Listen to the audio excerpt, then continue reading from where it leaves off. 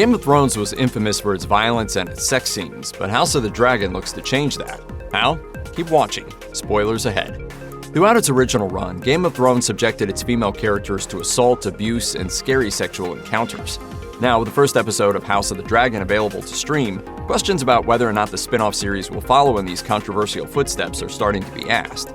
At first, when addressing questions about how House of the Dragon would approach sex scenes, showrunners Miguel Sapochnik and Ryan Condal stirred up controversy with comments they made to The Hollywood Reporter. Sapochnik claimed that there would be less sexual violence, but that they would make the show as accurate as possible to the source material. At the time, Sapochnik told the outlet that they would approach sexual violence carefully, thoughtfully, and we don't shy away from it. If anything, we're going to shine a light on that aspect. You can't ignore the violence that was perpetrated on women by men in that time. It shouldn't be downplayed, and it shouldn't be glorified. The comments immediately made waves on social media, with fans and critics alike bemoaning the fact that House of the Dragon would just be more of the same when it came to graphic depictions of sexual assault. However, in comments Sapochnik and Condal have made sense, it seems that they are trying to approach things more sensitively.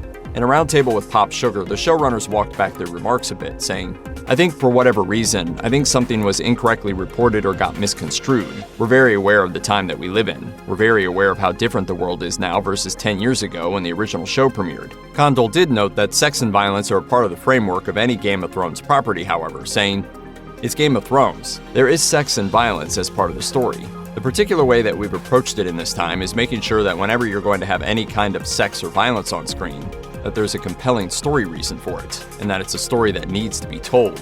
It's not being done gratuitously or to titillate or anything like that."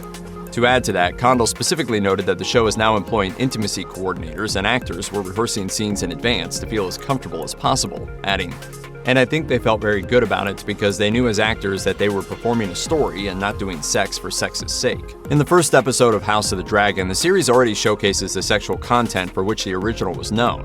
Prince Daemon Targaryen has a sex scene with his lover and companion Mysaria, and he also arranges an orgy where a couple stops mid-act to listen to him give a speech about being next in line for the throne. There's also an unsettling implication that Daemon and his niece, Princess Rhaenyra Targaryen, might share a sexual attraction. The show also pulls back in several instances, suggesting rather than showing. While a pregnant Queen Aemma takes a bath to soothe her aching body, her body is hidden in the water. You spend more time in that bath than I do on the throne. This is the only place I can find comfort these days. After Aemma dies in childbirth and leaves her husband Viserys in a state of grief, Alicent Hightower goes to his chambers to comfort him. Though it's still unknown whether or not Alicent and Viserys consummated their relationship, the show hints at it rather than beating the audience over the head with a potentially unsettling sex scene. Only time will tell whether or not House of the Dragon approaches its sex scenes with restraint or recklessness, but audiences are certainly hoping for more sensitivity where these very delicate sequences are concerned. If you or someone you know is dealing with domestic abuse, you can call the National Domestic Violence Hotline at 1-800-799-7233.